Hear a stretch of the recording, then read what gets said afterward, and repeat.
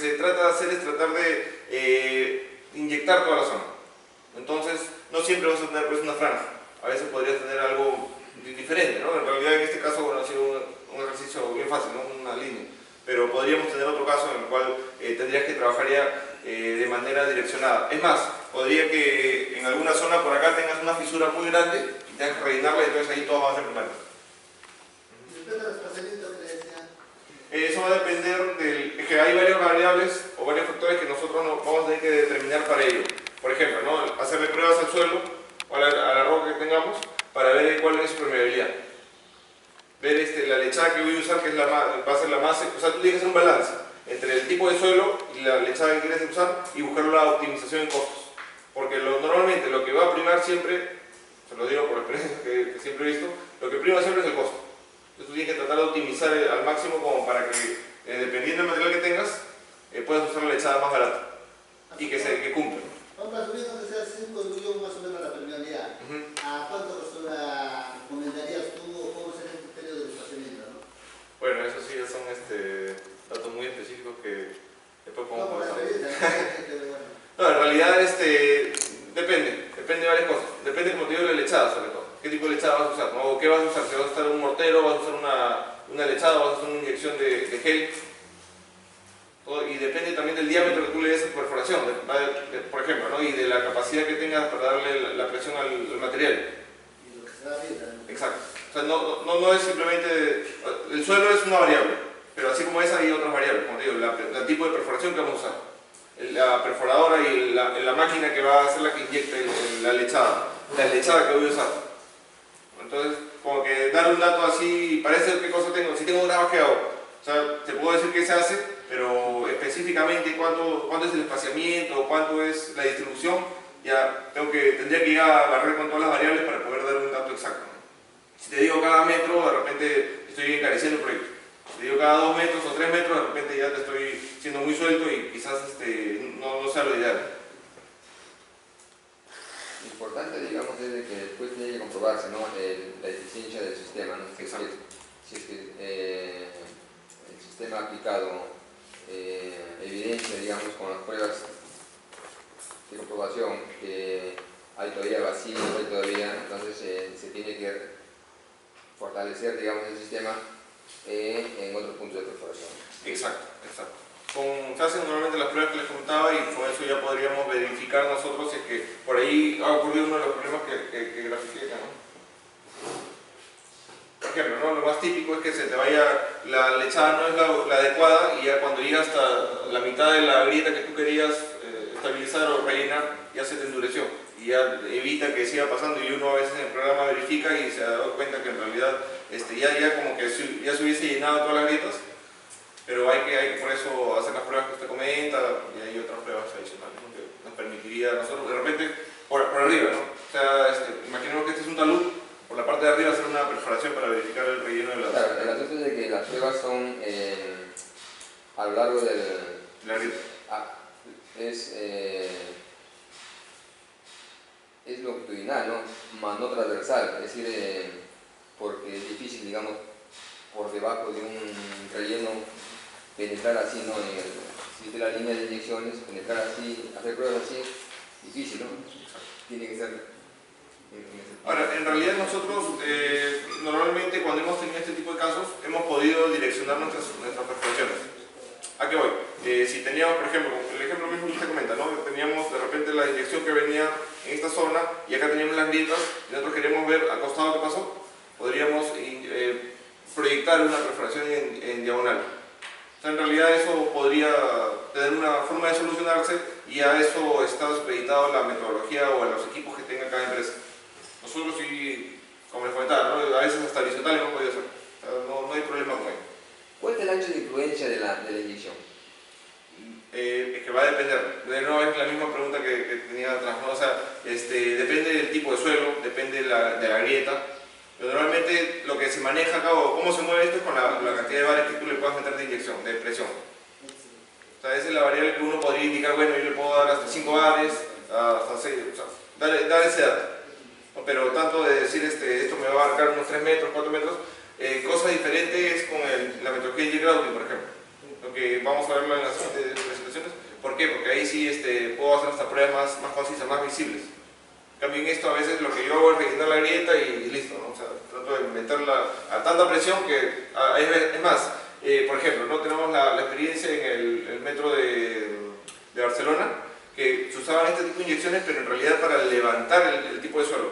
¿Qué pasa? Por ejemplo, teníamos, bueno, yo soy sincero, no he participado en el proyecto, pero tengo la experiencia de la empresa, al menos que sí ha participado, y trata de darla pues, a todos los trabajadores. ¿Qué pasa? Teníamos edificaciones en los costados, como lo que va a ocurrir acá, en la línea 2, y teníamos la tuneladora por abajo. Entonces, para evitar que la pista o la edificación que tenga por encima por encima de donde se va a hacer el túnel, esto vaya a sentarse, lo que se hacía era meter las inyecciones a más presión todavía, como para que el suelo, porque en ese caso era suelo, trate de levantarse y solidificar en esa zona. Entonces ya por debajo iba a ir sin ningún inconveniente de que vaya a sentarse o vaya a haber ese problema. Entonces por eso le decía, la presión a veces es tan fuerte que hasta podría romper el suelo, romper la estructura de la roca. Por eso le decía, la variable que más se puede indicar va a depender ya más que todo de la capacidad de la empresa. Entonces te va a decir, tiene 10 bares, 15 bares. Sí. Más que todo es esta infusión con qué fines se usa la inyección, ¿no? Porque si es para impermeabilizar, no necesito mucha presión. Porque en todo caso voy a dañar toda la fundación, ¿no? Voy a fracturarlo, todo eso. Entonces, es diferente cuando se quiere hacer una consolidación, ¿no? Porque eso implica el desplazamiento de otros materiales. Exacto. Sí. Bueno, ¿cuántos métodos existen para este tipo de inyecciones? En realidad, la inyección es una sola. Lo que depende va a ser de los equipos. Lo que podría, bueno, de repente esquematizar más la respuesta sería lo que hay es diferentes métodos, pero para hacer de repente algo relativamente similar, ¿no? Que es justamente este cuadro que es, seguramente ya lo han visto antes, pero es poderoso. Por acá nos da la posible solución y el posible suelo que tenemos. Por ejemplo, para una arena, que podría estar en este rango de acá, tenemos varias opciones. ¿No? Podemos meterle silicatos, soluciones, cementos, podríamos hacer el soiper, o el gel y cualquiera de esos puede aplicarse. Ahora, ¿dónde va a estar la diferencia? Por ejemplo, en Perú, hace algunos años no había ni una empresa que haga esto. Entonces, si no tienes ni una empresa, tienes que ver cuál es lo ideal para tu caso. Porque más caro te va a salir traer que haga una empresa internacional, venga para acá, yo lo hice hace 20 años. Que venga una empresa internacional, lo haga, va a ser más caro. Cambio ahora como, bueno, se ha podido diversificar el mercado y han entrado infinidad de empresas, ya tienes una gama mayor y tienes mayor competencia, entonces hace que tu precio pues, sea más óptimo para ti, tú como cliente. Por eso te decía, ¿no? Muchas de estas metodologías en realidad van a depender básicamente de la solución que te plantea la empresa a la que tú estás acogiendo. Entonces, si tú vas a Terrates y le pides una solución, te van a plantear una o dos soluciones en base a esto que se puede apreciar en el gráfico. Puede ser J-grouting, puede ser inyecciones, microplotes lanza, o sea, dependiendo de eso, y te vamos a decir, ¿sabes qué? Esto cuesta tanto, esto cuesta tanto, esto cuesta tanto, y cada uno tiene un margen de riesgo. Y tú ya asumes el costo y asumes cuál es el riesgo al que quieres llegar. ¿No? O sea, como ingenieros hay que ver eso, ¿no? O sea, en realidad hay que parar costo con solución.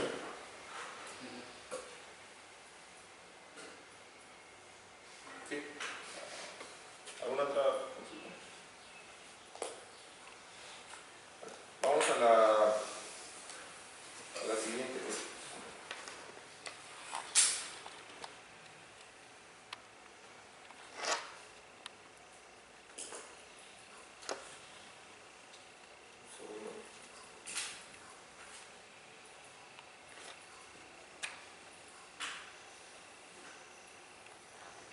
Vamos a la segunda parte, que es el mejoramiento del suelo.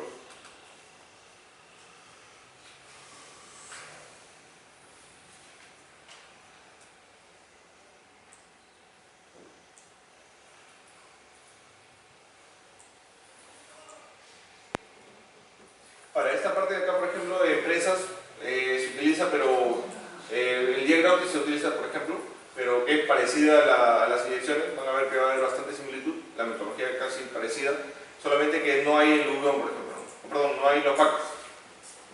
Simplemente se comienza a inyectar alrededor de todo lo que se quiera meter, ¿no? Típicamente más que todo para suelo.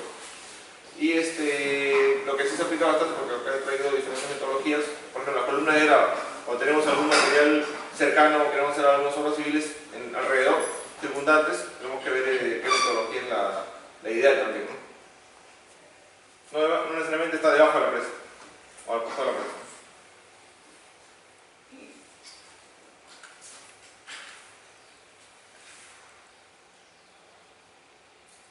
Mira, acá tengo un video también de las columnas de grava.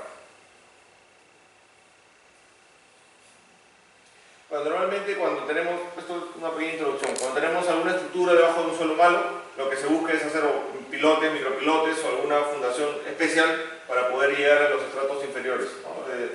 Que pueden ser más competentes. Pero con el mejoramiento de suelos, lo que se busca es más que todo no tratar de encarecer el proyecto tratando de llegar hasta haciendo pilotes pues, de 20 metros o de 15 metros, sino tratar de repente de simplemente mejorar quizás los primeros 5 metros y ya con eso se resuelve el problema, ¿no? Va a ser la misma solución, solo que tiene que manejarse como una opción adicional, ¿no? Para mejorar el suelo hay diferentes alternativas. Lo que hablábamos hace rato, ¿no? Teníamos el gráfico y podríamos encontrar varias opciones. La sustitución de terreno, que es la más drástica, que simplemente cambia todo el terreno por uno mejor. La precarga y los drenes, que son los drenes que vamos a ver a continuación. La compactación dinámica, que normalmente se hace hasta con un golpe nada más. La vibrocompactación y la vibrosustitución, que es parecida a los drenes. Ahorita vamos a verlo a detalle en un video. Las inyecciones, que es lo que hemos hablado hace un momento. Los J-grouting, que vamos a también trabajarlos ahora. Y la congelación de suelos, que bueno, eso sí no lo hacemos. Las técnicas de vibración. Nuevamente, ¿no? Estos gráficos son ideales porque esto me permite a mí identificar qué es la metodología ideal dependiendo del tipo de suelo. Esto es lo más cercano a lo que podemos dar una solución rápida, ¿no? Si uno quiere saber cuál uso, veo esta, más o menos tengo una idea con esto. Puede ser cuando tenemos suelos finos o arenosos, la colocación de columnas de grava, o simplemente un vibrador cuando tenemos un suelo gravoso o arenoso. La vibroflotación en realidad es el mismo vibrador que va colocando, compactando ¿a qué voy? Entra el vibrador y comienza a inyectar, muchas veces lo que hace es inyectar agua cuando tenemos suelos con algún nivel freático alto, de repente uno pantanoso, no necesariamente como para que yo construya algo arriba, no una casa de 20 pisos, un edificio de 20 pisos, sino como para poder hacer una estructura ligera, por ejemplo. Entonces, lo que va a hacer es entrar, vibrar, y al vibrar va a comenzar a mejorar, las partículas las va a reorganizar, para permitir que estos tengan un mejor ordenamiento.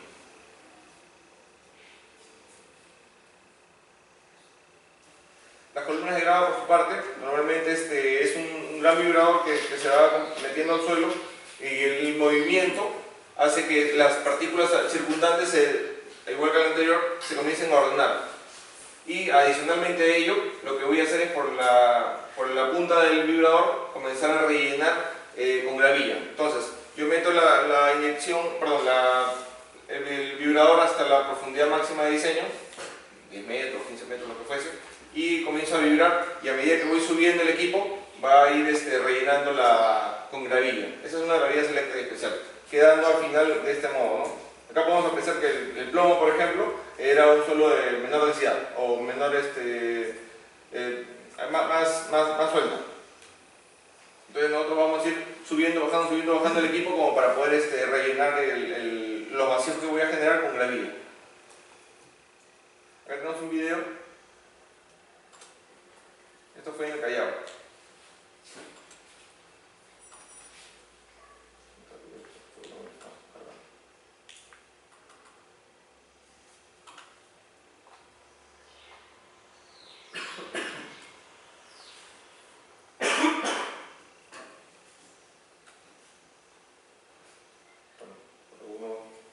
Técnica, parece.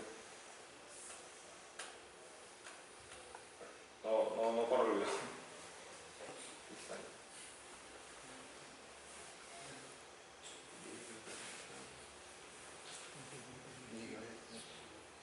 Bueno.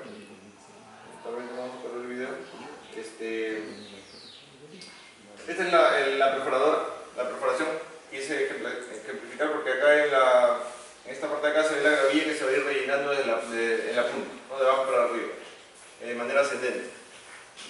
Era más que todo eso. Se podía apreciar también cómo se iba mejorando eso, o sea, se van generando vacíos. Por ejemplo, esto de acá, este hueco que se ve acá, este vacío, se ha ido generando por la misma ejecución del vibrador. En ningún momento se ha retirado suelo ni nada, simplemente se ha ido acomodando las partículas. El objetivo de las columnas de grava es reducir los asentamientos, acelerar el proceso de consolidación también, aumentar la estabilidad frente a los deslizamientos, reducir la posibilidad de licuefacción del suelo, licuación.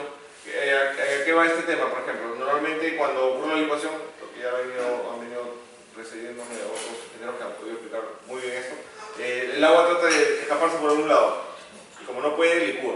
Entonces lo que hace la columna de grava es tratar de, al ser una grava selecta y una gravilla, como hemos visto en las imágenes, por esos vacíos, como tiene mayores vacíos que el suelo, por ahí fluye el agua y evita que el suelo vaya a colapsar o licuar. Ahí se ve, por ejemplo, una gravilla, ¿no? una columna. Las ventajas es que tiene un rendimiento bien alto. Normalmente estos son ya ventajas operativas, de 100 a 150 metros lineales al día. Veamos que normalmente cada columna podría estar separada cada 2x2, una malla de 2x2, por 1,5 por 1,5, y estos no suelen ser muy profundos, ¿no? Normalmente llega a 10 metros en promedio, es lo que normalmente se proyecta, porque depende también de la estructura que tenga arriba. Y veamos con ese rendimiento que podemos hacer varios puntos al día, ¿no? Vamos a ver después con respecto a otra metodología cuál es la desventaja. Es un coste muy bajo con respecto al pilote anclado, al pilote de concreto, y lo único que necesitas es la gravilla. Bueno, y el vibrador, ¿no? Que lo genera el diámetro de la columna. El diámetro depende del suelo también. Vamos a pasar rápido, vamos a pasar un poquito.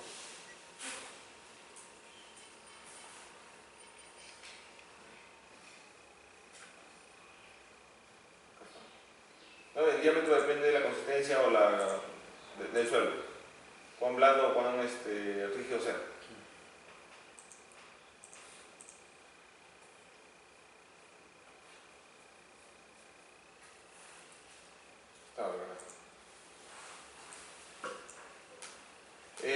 Bueno, como les comentaba, lo único que vamos a necesitar es la gravilla.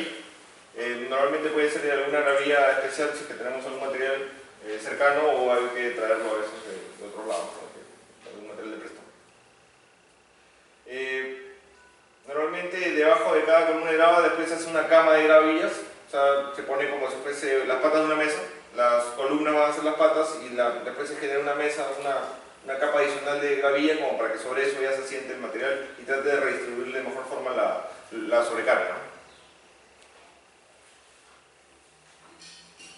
Es tan rápido que, como por ejemplo, esta última ventaja es con respecto a un pilote. Si nosotros tuviésemos la ejecución de un pilote, después de ejecutar el pilote, antes de construir mi cimentación que va a ir conectada al pilote, normalmente tengo que descabezarlo y ahí se pierde tiempo, ¿no? Y es más, muchas veces a veces no lo hacen bien, lo hacen con las máquinas estas que rompen el concreto y hasta malogran o alteran el acero. Entonces por eso es una de las ventajas, a eso va a dirigir este último punto. Y bueno, disminuye el espesor de la losa de concreto. Normalmente a veces podemos proponer pues zapatas de 2 metros o 3 metros. Con esto podríamos nosotros reducir, ya que se está llegando hasta estratos más inferiores, y eso normalmente hace que, por lógica, normalmente los estratos inferiores suelen ser un poco más resistentes que los superiores. Las desventajas es que tiene una mayor medición, dado que no tiene una resistencia por tracción, por ejemplo, no resisten por tracción. A la compresión tampoco no es que resistan con un pilote. Entonces, si tienes usualmente en este tipo de casos dos opciones: o pilotes o mejorar el suelo, ¿no? Como veíamos en la primera gráfica. Entonces, si que tú comparas entre los dos, te van a salir muchos metros lineales, pero veamos que el costo de la gravilla no se compara pues con el gran costo de hacer un pilote como tal, ¿no? Y bueno, como vimos, la gráfica inicial no funciona en todo tipo de suelos. Por ejemplo, es inadecuado para las arcillas. Bueno, y la profundidad limitada, ¿no? Normalmente, como les decía, llega a 10 metros, 15 metros, pero históricamente se sabe que ha llegado hasta más de 30. pero ya no se sabe ya si es que está funcionando de manera adecuada, porque está tan abajo que ya quizás la proyección de las cargas del muro de Unix como que ya no estén siendo lo más adecuado.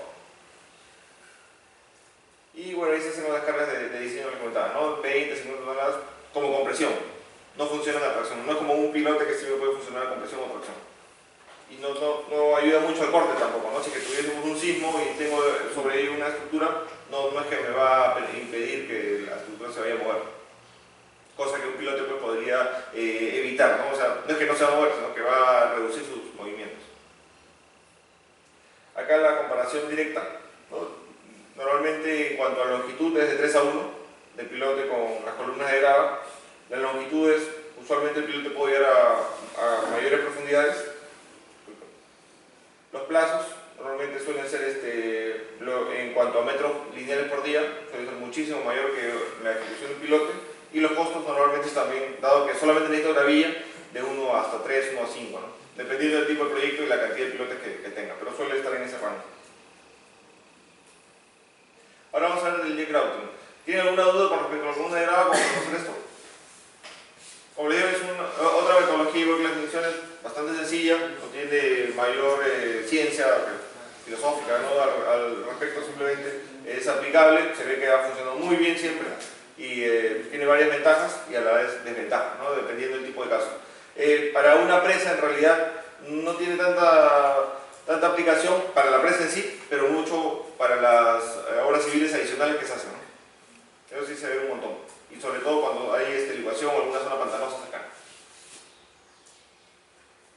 Vamos ahora entonces a ver lo de la tecnología del J-grouting, que es similar a la que hablábamos en un inicio, ¿no? Es simplemente la misma perforación y vemos acá cómo bota, bueno, esto es agua, ¿no? A gran presión. Trata de meterse nuevamente en los intersticios. Pero esto ya no es tan aplicable para rocas, más que todo para suelo. Esto sí se suele poner a veces entre pantalla y pantalla cuando queremos impermeabilizar también una presa. En algunos casos, cuando no podemos hacer inyecciones, o cuando no se desea hacer inyecciones básicamente, lo que se hacen son ejecutar pantallas, muros pantallas que lleguen a suplir lleguen a tener la misma función. Entonces, en algunas zonas en las cuales ya son inaccesibles para las pantallas, se podría llegar a colocar este J-grouting, ¿no? Vamos a ver algunas imágenes ahí que van a esclarecer lo que comento. No, acá, por ejemplo, ¿no? ¿Cómo quedan las columnas? Estas son las pruebas que después ya se pueden hacer, ¿no? Más que todo de manera educativa. Con respecto a lo que se hacía antes, ¿no? Que era la lechada con tampa. Que era dirigir, ¿no? O sea, se suponía que, al igual que el J-grouting, podía meterse por los intersticios, pero acá no, ¿no? En cambio, acá, esto acá tú vas moviendo la varilla y esto va botando a su alrededor, ¿no? Por eso genera estas columnas de un suelo mejorado. Ahí vemos la gráfica, ¿no? Ahí, J-grouting, hay varios tipos. El monojet, por ejemplo, que simplemente bota la lechada de manera simple. Aquella que bota agua a presión también para ir ablandando el suelo a los costados, para que la vaya preparando para la ejecución, la colocación ya de la lechada. Y aquella que también te bota aire, ¿no? Y toda esta metodología en realidad básicamente lo que va a hacer es tratar de ir mejorando el suelo a los costados o alterando su estructura como para que cuando entra la lechada entre de manera más fácil y pueda tener una mejor adherencia y se estructure de mejor forma. Y bueno, la que tiene todo, ¿no? La que tiene la inyección de lechada, la punta, el aire y el agua, por ejemplo. La misma gráfica que les presenté hace rato como para poder identificar en qué nos estamos, sobre qué nos estamos parando. Veamos que el J-grouting pues, puede abarcar gran parte de todo el rango, ¿no? A comparación de las otras metodologías que no siempre son aplicables. Entonces, entra la perforación. Nuevamente, se hace una perforación igual que las inyecciones y después se coloca la varilla esta que hace la ejecución del jet y comienza a botar la lechada por los intersticios, ¿no? Alrededor, generando estas columnas. Las columnas nuevamente va a depender del tipo de suelo, no el diámetro de las columnas, por ejemplo. Va a depender del tipo de suelo que yo esté inyectando. Y cuando termine esa columna comienzo a avanzar a barrer todo el espacio. ¿No? Esto puede funcionar, por ejemplo, cuando yo quiero generar una barrera en el suelo para impedir que vaya a fluir el agua, por ejemplo. Eso se usa en minería, bastante en minería. Acá tenemos, por ejemplo, para un suelo arenoso, una arena arcillosa era esto. Vamos ahí, ¿no? Acá está justo nosotros podemos, a la hora de identificar qué estamos haciendo, estamos mejorando los parámetros del suelo, ¿no? Ya no es una arena eólica, por ejemplo, no sé, un SP. No, ahora al tener el concreto ahí, la lechada, ya está, es un suelo cementado. Entonces podemos sobre eso ya poder tener mejores parámetros de suelo y sobre eso generar la estructura, ¿no? que estamos haciendo. Ahora podríamos nosotros también hasta acercar un poco más cada Y como para poder generar una cama que nos permita nosotros ya construir una estructura encima. Veamos que también podemos sacar muestras in situ, ¿no? O sea, simplemente se excava alrededor como si hiciésemos, por ejemplo, un corte directo in situ. O se trata de excavar al costado y ahí mismo se puede hasta llevar la prueba al laboratorio. Acá, bueno, algunos valores típicos, más o menos esquematizados, el rango y cuál es lo normal, ¿no? La presión de la bomba va de 300 a 300 bares, es bastante, con bastante potencia dentro de la lechada para poder llegar hasta los intersticios, poder mejorar el suelo circundante, pero lo normal es que esté en ese rango, ¿no? O sea, más o menos es una comparación de lo teórico con lo que realmente se llega a hacer, ¿no? Ahora, ¿por qué se llega a hacer esto? Por diferentes variables, ¿no? Muchas veces por la capacidad del equipo o a veces es por el tipo de suelo que realmente encuentras in situ, ¿no? No es lo que decía el estudio de suelos a veces. O de manera puntual en algunas zonas no se puede ejecutar.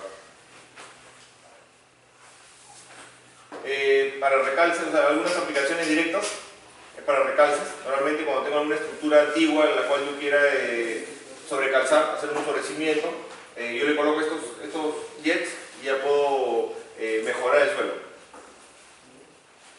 Cuando tenemos alguna protección de alguna excavación profunda al costado, cuando no quiero hacer lo típico que se hace acá, por ejemplo, que es la estabilización de taludes, ¿no? Que es con algún tipo de sound nailing o con alguna estructura de tipo muro anclado para poder realizar mi excavación. Se puede colocar ese tipo de jets, ¿no?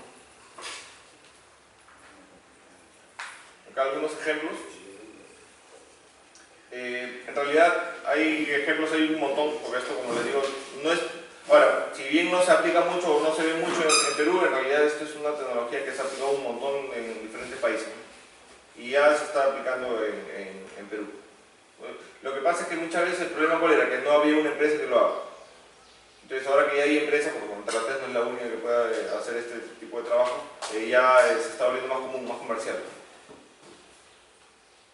Veamos acá el registro. Este es un registro parecido a lo que se hace con inyecciones también. Se va verificando cuál es algunas variables, ¿no? Por ejemplo, la más típica es cuánto de concreto le estoy echando, ¿no? Y si la presión sigue siendo la misma.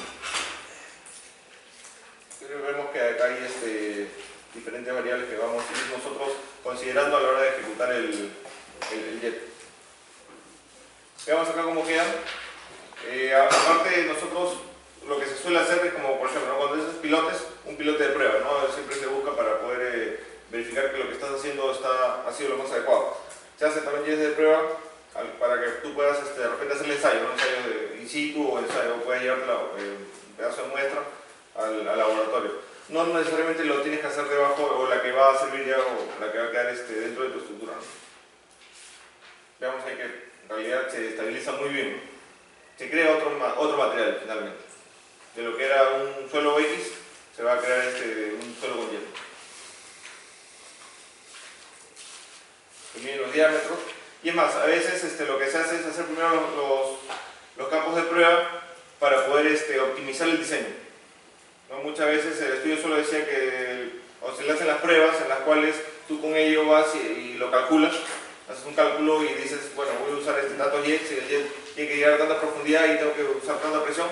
A veces cuando haces los campos de prueba puedes verificar lo que has calculado y que se puede utilizar. Muchas veces lo que se busca con esto es optimizar. Se puede mejorar la propuesta. Ahí vemos, ¿no? el material, veamos con qué presión es la que bota la lechada. Por abajo, por los costados y por ahí. Y como les comentaba, ¿no? Podemos sacar las muestras in situ y llevarlas al laboratorio para ver de repente, no sé, un corte directo o prueba de carga, ¿no? Compresión simple, cualquier prueba que queramos hacerla en campo, permeabilidad. Eso sería. ¿Tienen alguna dudas o algún comentario de repente sobre esta siguiente metodología? En caso de bofedales, podría aplicar esta tecnología? Es que va a depender, si uno quiere construir sobre un mofedal, sí. Como le decía, el agua no es un impedimento para esas técnicas. Entonces, lo que yo estoy haciendo es mejorando el terreno. Es como si estuviese colocando pilotes de gran diámetro, pero no me va a resistir lo de un pilote. Y tampoco va a resistir a compresión, por ejemplo, a tracción. Simplemente es un apoyo. Que estoy mejorando la capacidad del suelo en esa zona, no de manera puntual. Entonces, cuando yo hago el diseño, ya podría hacer que mi zapata o mi losa o lo que fuese apoye sobre esos puntos y considere como si estuviesen en voladizo, por ejemplo, ¿no? Pero en realidad es para cualquier. El material no es una limitante, y el agua, pero no es limitante. Sí. No preguntas, el espaciamiento de los pilotes que usted menciona. De estas, bueno, lo que les comentaba, ¿no? Si que fuese columnas de grava, lo típico es que esté cada metro y medio, cada 2 metros, o sea, un ordenamiento triangular o cuadrangular, como para poder tratar de abarcar todo el área. Menos no, porque en realidad ya está influyendo uno con el otro, y como entra un vibrador, se supone que entre el medio de cada uno de los puntos se va a mejorar el suelo, se van a mejorar las condiciones. Y si fuesen jets, va a depender más del material que yo use, ¿no? Va a ser similar a lo que hablaba al inicio de las inyecciones.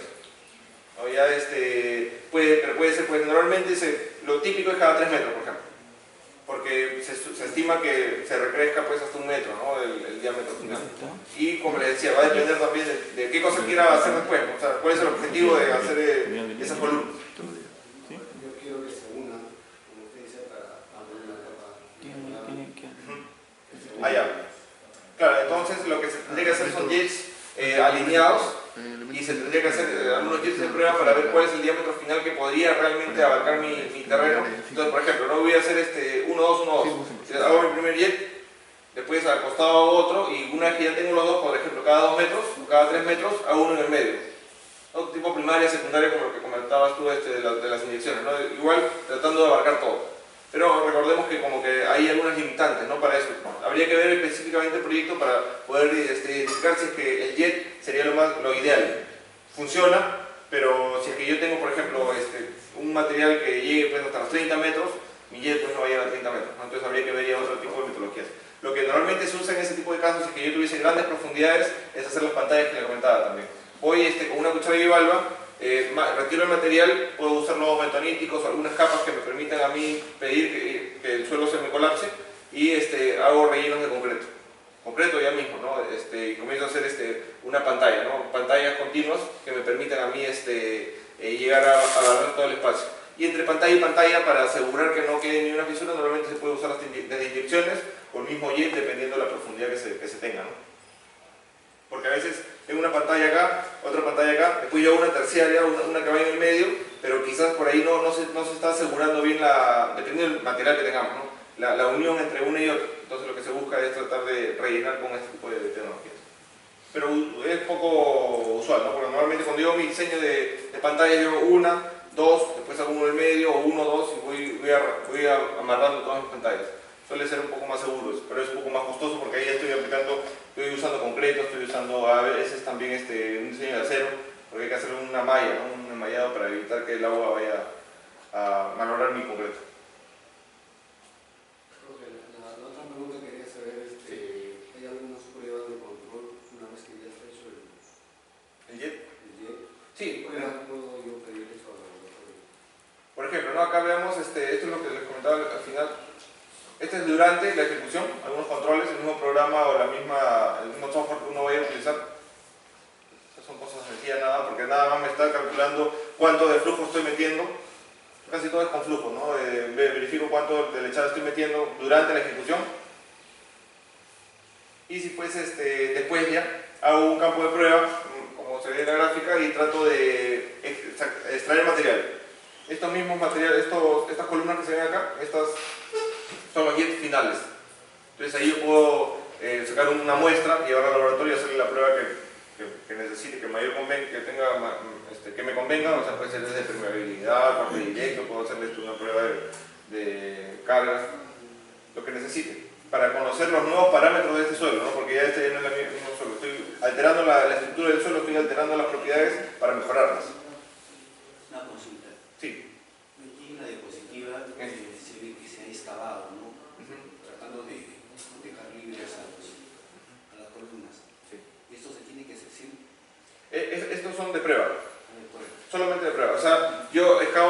objetivo de poder identificar que no vaya a haber algún vacío. Es como si en concreto, por ejemplo, yo verifico si las columnas tienen cangrejeras. Entonces yo excavo como para verificar que realmente se haya generado algo parejito, ¿no? Veamos también acá tenía otra imagen también, esta acá, ¿no? O sea, en realidad tú miran, es como si fuese una muestra, ¿no? A veces en el laboratorio se ven las muestras así finales, queda algo así, ¿no? O sea, es algo que se tiene que ir midiendo el diámetro, por ejemplo, que el diámetro sea parejo, como para asegurar que realmente está funcionando la metodología, ¿no?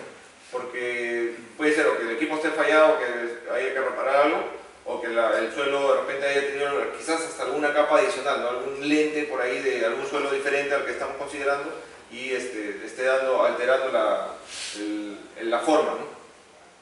Y hay que ver, de considerarlo en el cálculo. Ponte que tenga un material que no permite que se meta la lechada, o dos cosas, o aumento la presión en esa zona, cuando mi varilla esté por ahí, aumento la presión como para que rompa esa estructura y pueda terminar con el diámetro que yo busco, o tengo que considerarlo en el diseño, ¿no? Que por ahí podría haber un quiebre o algo así. Esa situación como mínimo, ¿a qué profundidad se hace la prueba? Esta prueba, disculpe. ¿A qué profundidad se excava? Va a depende de qué prueba quiero ver, ¿no? Pero si yo quiero ver el diámetro, trato de excavar como en este caso hasta abajo, ¿no? Hasta donde haya llegado. Usualmente pues no son más de 10 metros, por ejemplo. O sea, trato de excavar como para ver que realmente se esté generando, se esté formando esa estructura que busco. ¿Estas pruebas se hacen en campo, o en el mismo lugar o en laboratorio? Estas excavaciones, No, normalmente son en campo in situ, ¿no? Para ver, porque como ¿qué busco? Es identificarse que mi metodología está funcionando en el tipo de suelo que estoy proponiendo. O sea, lo que yo propongo es hacer jets con tanta presión y vas a meter la lechada con tales características. Entonces voy y hago la prueba, genero el jet, lo construyo, lo genero y después a ese mismo, antes de comenzar a ejecutar el proyecto, tengo que verificarlo, ¿no?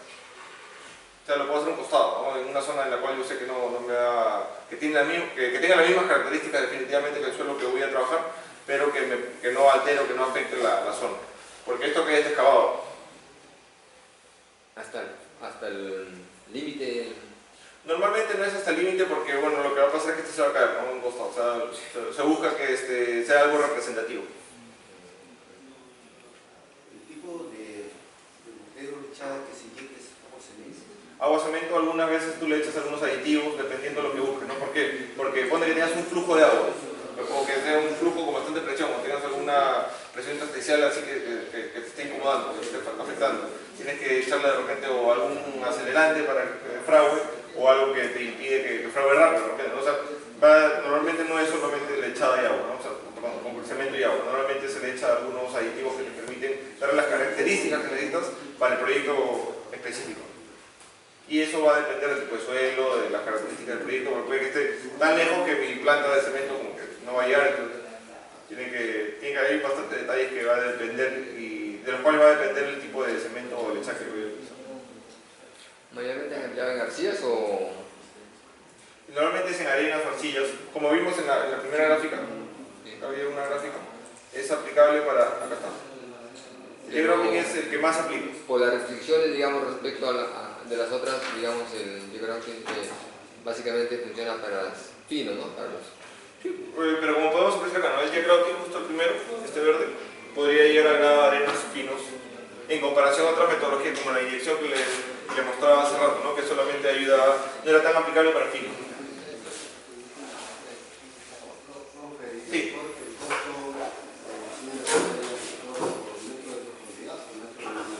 Disculpe, ¿el costo de qué? Del diseño de la pantalla. Las pantallas que les comentaba de la metodología en realidad normalmente se cobra por metros lineales. ¿De profundidad o De profundidad. ¿Por qué? Porque es... ¿Perdón? ¿Dónde estamos en Bueno, los costos sí. Lo que pasa es que uno puede dar un costo comercial, o sea, $300 el metro lineal, $100 el metro lineal, dependiendo de la metodología. Pero hay algunos costos adicionales, como son las horas de stand-by, que el equipo tiene que esperar a que la obra se genere o que realmente se dé. Hay horas, hay también otros costos, como por ejemplo el traslado de la maquinaria hasta la obra. O sea, en realidad, el costo final normalmente suele ser particular para cada proyecto. No es lo mismo hacer 20 metros lineales de pantallas, hacer pues 1000 metros lineales de pantalla, ¿no? Siempre, como hay mayor estadía en la obra, hay que considerar algunos aparatos especiales. Pero normalmente lo que se suele hacer, como les comentaba en un inicio, se analiza el proyecto, se estudia el proyecto, trata de buscar por lo menos un par de opciones y se le muestra al cliente, se le describe, ¿no? Tengo la opción A con J-Grouting, tengo la opción B con inyecciones y tengo la opción C de repente con pantallas. Las pantallas son las más seguras, las que sí, se podría darle una certeza del 100%, o un 99%, ¿no? Para no ser tan exagerado. La otra de repente un 80%, la otra de 60%, el riesgo tú lo tienes, o sea, el riesgo es lo que tú tienes que medir, ¿no? Y va a variar el precio y el diseño, ¿no? O sea, cada uno va con su precio y ya el costo final o la decisión final la tomas tú, como cliente. O sea, tú dices, la obra es simplemente por una cosa particular, porque tengo ahí una chaclita que no quiero que se moje, y bueno, no me molestaría si se inunda una vez al año. Entonces no gasto tanto en eso, ¿no? Pero si es una obra que de repente es una presa, que no quiero que nunca le pase nada, definitivamente tengo que ir por lo más costoso, o lo más seguro finalmente, ¿no? Y tengo que gastar lo que haya que gastar, ¿no? Porque en realidad la seguridad ahí sí prima, ¿no? Es primero, ¿no? ¿Alguna otra consulta, comentario o experiencia? ¿Quiénes han visto esta metodología antes? Entonces, ¿les parece si voy a la tercera? Como les comentaba al inicio, el plan que tenía con el profesor Cerna era hacer estas dos presentaciones, que era lo que más se alineaba a las presas, y una tercera que era como el plus que llaman así en realidad, al diseño de micropilotes, que es similar, pero se los puedo explicar y bueno, ustedes después lo van a tener también en la presentación virtual. Si tienen alguna duda, por ahí está mi correo, directamente me escriben. Bueno, es la primera vez que vengo al área a dar una conferencia y siempre han surgido preguntas después, ¿no? O quizás a algunos de ustedes les interesa más algún tema, de repente les ha parecido más interesante las inyecciones. Yo tengo algunos documentos, algunos papers que de hecho les podría ayudar y ampliar un poco más el panorama. De repente quieren algún diseño especial, ¿no? De repente, si sale algo mejor, de repente tienen algún proyecto de esos y podríamos nosotros hasta como empresa ya ver la forma de darles la mejor solución, ¿no? Mis correos al final se los comento y normal desean que continuemos, ¿no? Igual lo van a tener, como se los comentaba, en la red, supongo en un campo virtual para que ustedes lo puedan descargar y puedan visualizarlo sin ningún inconveniente.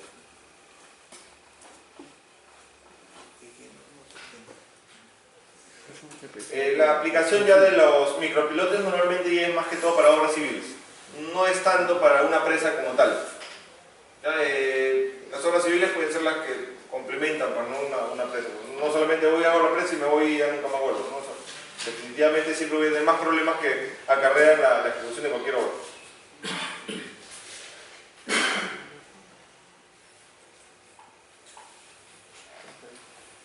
Los micropilotes, bueno, son relativamente nuevos, desde los años 50 se fueron empleados por primera vez en Italia para poder socalzar algunas estructuras antiguas, ¿no? Que puentes, como se aparecen en las imágenes, o algunas catedrales o algunas estructuras que eran emblemáticas en esta zona. Esta es un poco más la historia de lo que les comento. En la actualidad definitivamente los micropilotes son sumamente usados, ya están normados. Todas las normas, el Eurocódigo, la DIN alemana, que normalmente las que llevan el liderazgo en este tipo de cosas, las normas americanas, y bueno, y acá en Perú definitivamente es lo lamentable, no hay ninguna norma al respecto, ¿no? Se los digo porque bueno, al menos nuestra filial en Chile sí tiene algunas restricciones adicionales. ¿Por qué? Porque ahí sí hay normas o reglas para todo, ¿no? Así como tenemos la norma técnica peruana, ¿no? La NTP, así hay, pero para todas las metodologías allá, acá nomás en Chile. Esto en Lima, bueno, en realidad no, en Perú, perdón, no está tan normado aún. Normalmente, como les comentaba, tenemos ya normas, la DIN y algunas otras normas especiales. Normalmente son las que llevan la delantera, ¿no? La DIN, las normas alemanas, son los que han tratado de buscarle el mejor provecho a esto, ¿no? Porque hay bastantes aplicabilidades, bastantes aplicaciones. Ahora, ¿qué es lo que me define a mí un micropilote de un piloto? Normalmente la técnica de ejecución, o a veces se ha tratado con este cuadro pues identificar, ¿no? Dependiendo del diámetro del pilote y la relación del diámetro con el área que se tiene del pilote. Pero bueno, esto es algo esquemático, ¿no? En realidad decimos que un micropilote, si es que lo que estoy construyendo, si lo que tengo es menos de 30 centímetros de diámetro, es un micropilote. Y si tengo más de 30 centímetros, es un pilote. Es algo técnico y típico. Ahora, el diámetro del pilote como tal ya va a depender de la empresa que se lo esté generando. Hay diámetros comerciales de 1 metro, 1,20 m, 1,50 m, 60 centímetros, 80, 88, y ¿de qué depende cada una de esas dimensiones? En realidad depende de la máquina que yo tenga, ¿no? Del casing y de todo ello. Ahora, lo de los micropilotes ya no es tan rápido, no es tan directo que sea un tamaño comercial. Ahí ya depende de otras cosas, como por ejemplo el tipo de suelo que yo tengo, porque como vamos a ver ahorita, son unas barras que normalmente suelen ser autoperforantes, y lo que me va a depender es el diámetro final, va a ser el tipo de suelo, la estructura o el tipo de perforación que tenga. Y el mismo problema, el mismo concepto que teníamos cuando les comenté de las columnas de grava, perdón, de las inyecciones y de los J-grouts, ¿no? de lo que hemos venido hablando durante la mañana.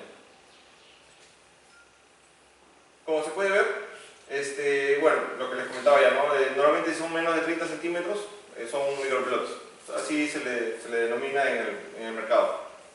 Son barras autoperforantes, son barras huecas, que lo que necesito yo generar es una perforación para después ponerle el refuerzo de acero, que normalmente puede ser esta barra, pueden ser las varillas mismas típicas de un pilote, que son las varillas de refuerzo de 1 pulgada, por ejemplo, y con eso le doy la resistencia estructural. Y la resistencia geotécnica se la doy ya con el diámetro que yo tenga. Entonces, cuando hacemos un diseño, por ejemplo, de micropilotes, o vamos a verificar los micropilotes, se tiene que ver desde dos lados. Desde la resistencia estructural que me permita tener el elemento como tal, y desde el punto de vista geotécnico. El geotécnico me lo da el diámetro, y el estructural me lo da la varilla que yo le voy a poner. ¿Sí? Entonces, lo que les comentaba, podría yo hacer una perforación como los que comentaba hace rato, el HQ, H3Q, lo que haya, o la OD 115, OD 90, o lo que fuese. Le genero la perforación, meto la estructura del acero, como si estuviera haciendo un pilote de gran diámetro, igualito. Meto la estructura como se ve en la primera foto, en la foto superior, y después hago el relleno de concreto. Después saco mi casing o lo que tenga, y ya ahí está mi micropilote. Caso contrario son los que son autoperforantes. Los autoperforantes entran por rotopercusión y son hechos in situ. ¿A qué voy?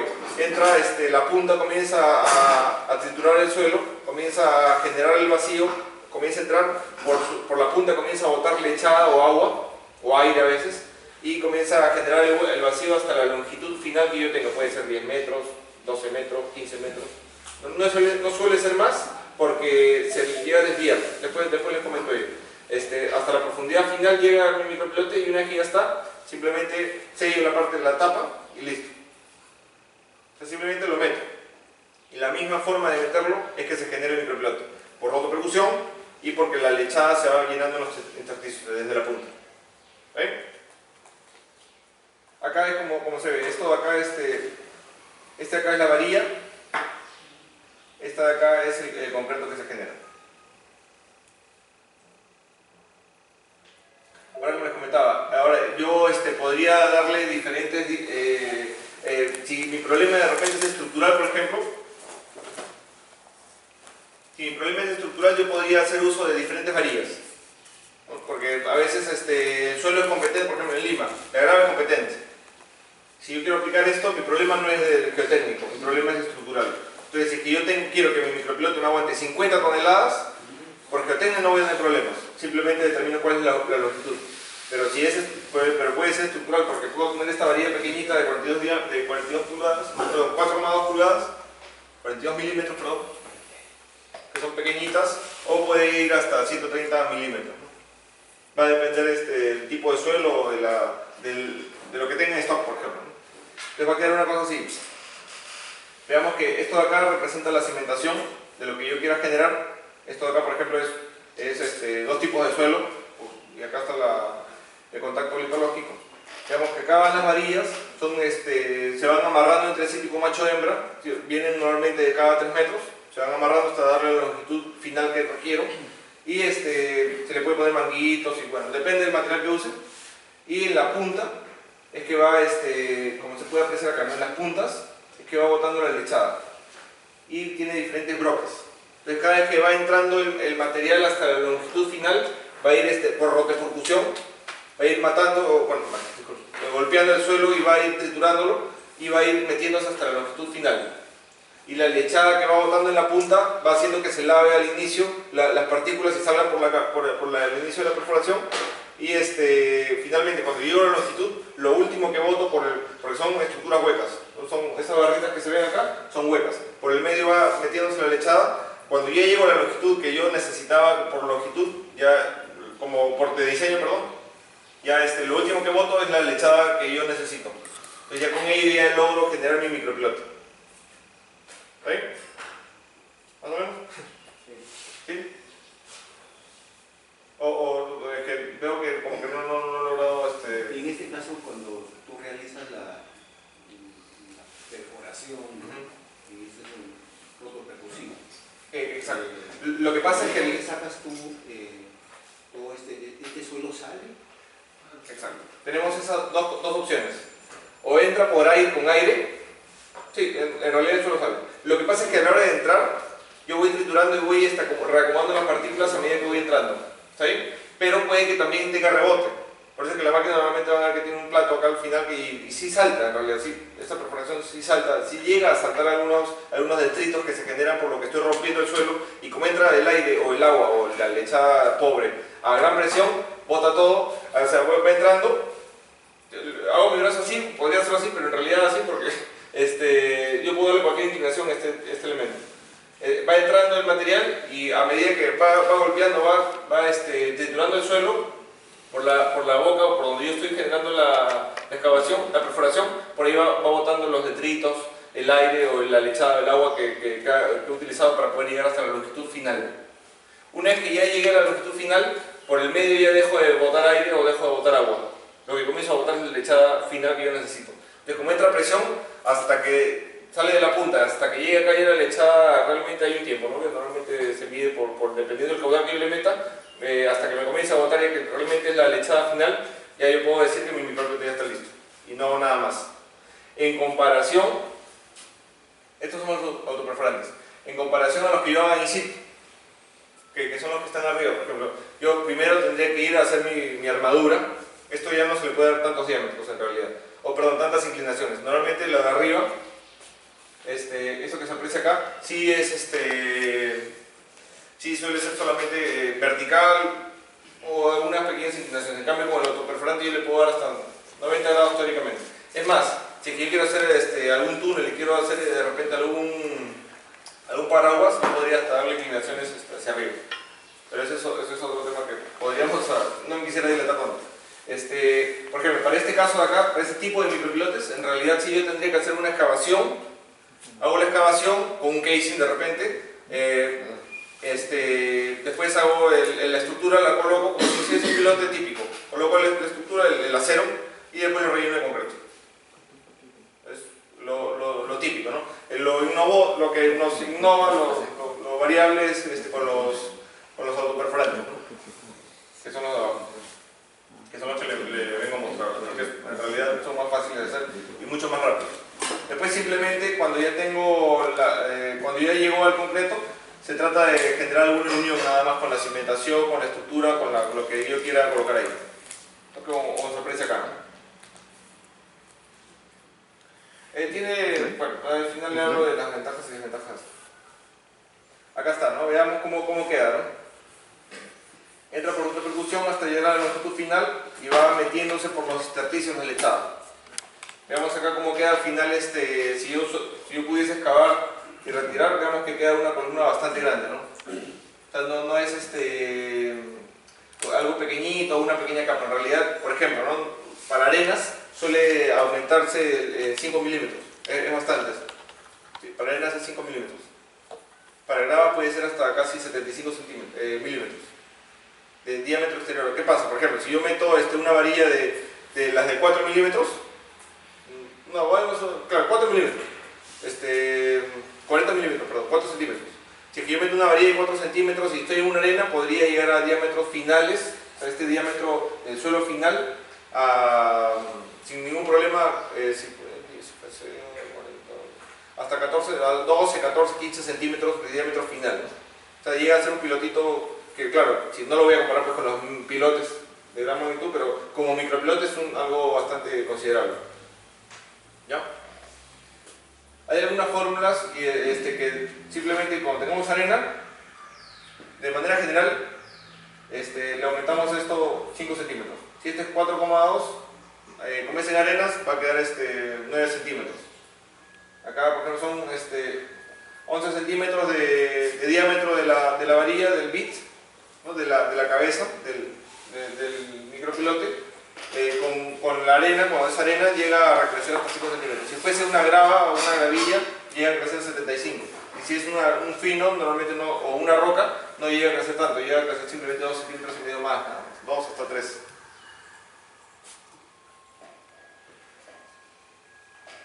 Bueno, esta gráfica que ya se les comenté. Y acá los diferentes tipos de barras, ¿no? que existen. Va a depender cada una de estas del requisito o lo que yo necesite, ¿no? Puede ser estructural o puede ser por diámetro final, ¿no? Geotécnico, como les comentaba. Cada una de estas barras tiene un comportamiento diferente, ¿no? Tiene un diámetro exterior diferente.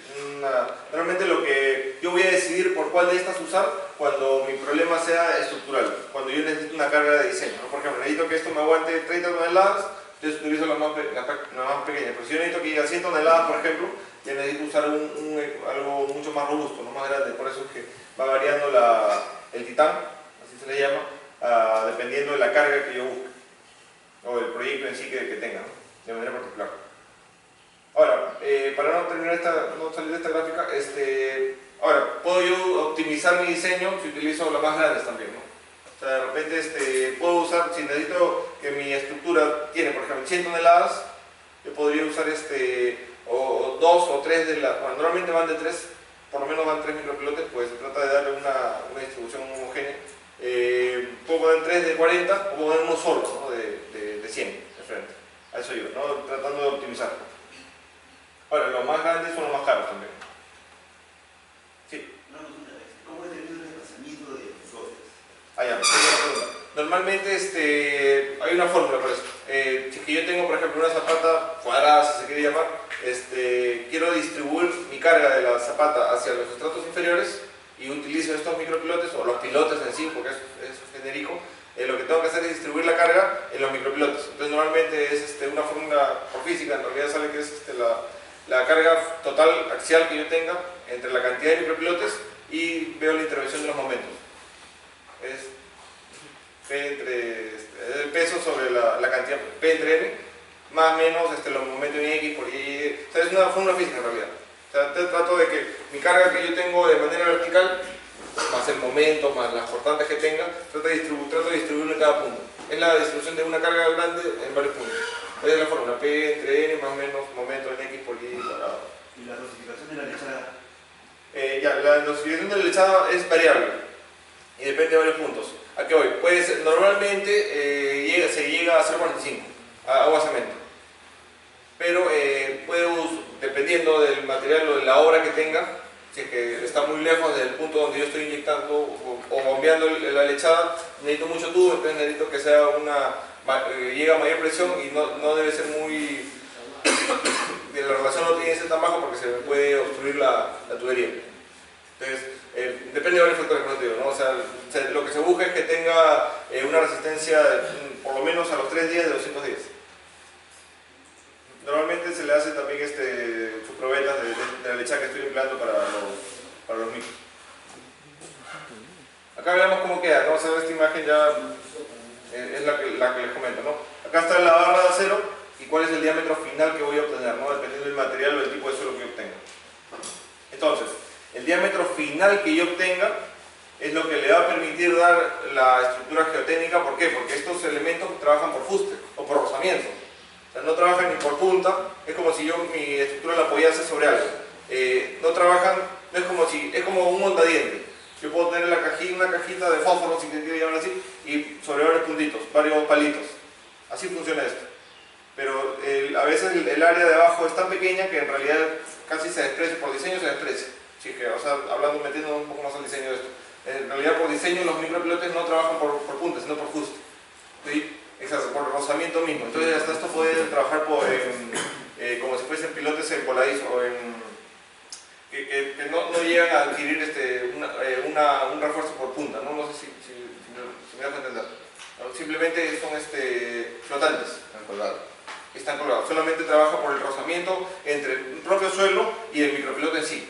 Por eso, geotécnicamente, lo único que depende es el diámetro final que yo obtenga, y lo que me da la resistencia estructural del elemento son estas barras huecas que es lo que estoy usando.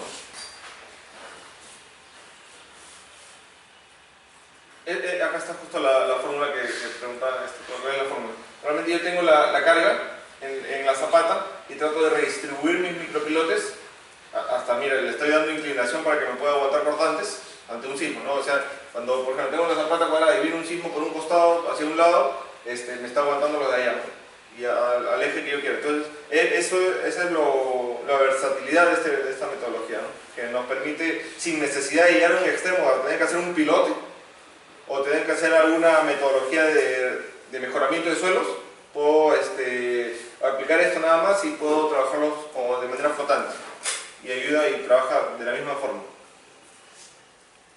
Digamos que hay hasta ahorita estamos viendo que hay un sinfín de métodos que me permiten a mí obtener lo mismo, ¿no? Que es llegar a hacer que mi estructura funcione. Bueno, acá algunas, la fricción unitaria, cuando les hablaba de la parte geotécnica, del tema geotécnico, en realidad va a depender muchas veces del método de perforación.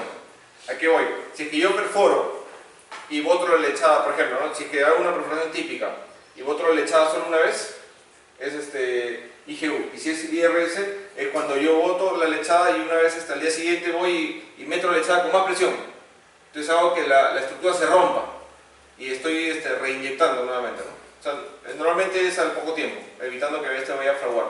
Entonces, yo meto la primera lechada en la primera oportunidad y al día siguiente o a las horas meto la siguiente capa de lechada, mayor presión todavía, y lo que hago es que mi bulbo recrezca.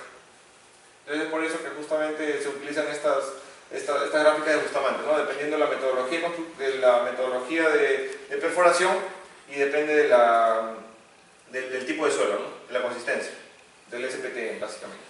Y esto me va a dar un factor QS, que es la fricción unitaria que me da, ¿no? Por eso no es lo mismo tener limostacillas o una grava, ¿no? Por ejemplo, para una grava de 20 puede llegar hasta 100 kN por metro cuadrado de QS. Pero para el mismo material, si tengo 20 acá, puede llegar un poco más, ¿no? 125, o sea, veamos que es variable. Dependiendo del tipo de perforación entonces y el material que estoy excavando, o al que le estoy colocando el elemento. Si es que metiendo un poquito más de lleno, normalmente, al menos en Terratest, lo que hacemos es diseñar por DIN, porque la DIN es quienes han llevado siempre la batuta de esto. Si bien es cierto, son los franceses los que los italianos los que diseñaron la metodología, los que le han sacado más el jugo han sido los alemanes, y la norma DIN es la que... La DIN se generó, la 4128. El Eurocódigo se copió de la DIN. La norma española se copió del Eurocódigo, simplemente lo traduce, y después ya llegó a Sudamérica, y en Sudamérica utilizamos esas normas, ¿no? La chilena es una copia también de la española. Entonces, en realidad no habría nada de malo si que la peruana se copia de la chilena o la chilena, porque en realidad todos están partiendo de la DIN. Por eso les decía, la metodología de cálculo de la DIN es la más óptima, la que nos permite a nosotros optimizar la cantidad de acero y optimizar la cantidad de concreto que necesitamos. Tiene la metodología de diseño, simplemente como para darles un alcance más, es tipo el diseño en acero que hacemos en el RFD. No sé si algún civil que haya en algún momento visto eso. Cuando hacemos algún diseño del RFD son mayorando algunas variables y minorando algunas otras, ¿no? Hasta llegar a un número óptimo. No es como cuando hago una estabilidad de talud y por Bishop me sale 1.5, si no es estable en un talud cualquiera, no llega a ser lo mismo. Bueno, este es cuando se diseña por tracción, ¿no? O sea, a su vez, aparte de que estoy diseñando por compresión, también tengo que diseñar por tracción, porque una zapata también podría voltearse. Las prácticas o las aplicaciones más directas para este tipo de elementos suelen ser, como les comentaba, para recalzar alguna estructura antigua, como lo hacían los italianos, y en sí Europa se usa bastante esto porque tienen bastante patrimonio cultural, lo tratan de recalzar como para evitar que el tiempo pues haga que esto se siente, ¿no? Como lo que pasa en las estructuras de México, ¿no? En México para las fundaciones de las torres, de estos que se pone bastante en provincias, bueno, acá en Lima también hay un montón, ¿no? Pero normalmente a veces tengo una estructura que es tan alta y que tiene que funcionar ya por volteo, por momentos, por cortantes, por viento. A veces la cimentación no puede ser tan grande porque de repente estoy en la selva y no puedo poner pues, una cimentación gigantesca y de repente estoy en un lugar muy recóndito, muy escondido del Perú. Puedo llevar estas máquinas, estos equipos que hacen este tipo de trabajos en helicóptero. Voy, me coloco en el sitio y simplemente ejecuto y me voy al otro punto y así de esa manera puedo llegar a estos lugares. O sea, es bien versátil esta metodología y es bien aplicada en eso. También para refuerzo de taludes. Si tuviese una falla típica acá, como por ejemplo se puede apreciar acá, yo le puedo poner los micropilotes, esto ya me están aguantando el cortante, no me están evitando que el talud se vaya a mover, se vaya a desplazar. Por subducción también, a veces cuando tengo algún túnel, como la línea amarilla, porque el proyecto que se está haciendo en el río Rímac, en la línea amarilla, en algunos puntos se ha colocado ese tipo de micropilotes por subducción. ¿Para qué? Para que cuando venga el agua con mucha fuerza, no vaya a hacer que mi estructura vaya a estar como un bote, ¿no? Así moviéndose. Entonces por eso que se pone por subducción, para que el rozamiento que me permite al momento de traccionarse evite que la estructura flote. El empuje llega a ser más fuerte que el peso propio de la estructura. Para evitar eso es que se pone por subducción. Bueno, más ejemplos de las torres que les comentaba. Acá, bueno, un proyecto típico que es uno de los únicos que hemos podido hacer en Argentina en realidad. Para las cimentaciones a veces queremos proyectar a estratos mejores, o a veces el diseño me pide que tenga una zapata muy grande. Si yo quiero optimizar costos en cantidad de concreto, en cantidad de acero, yo podría mi zapata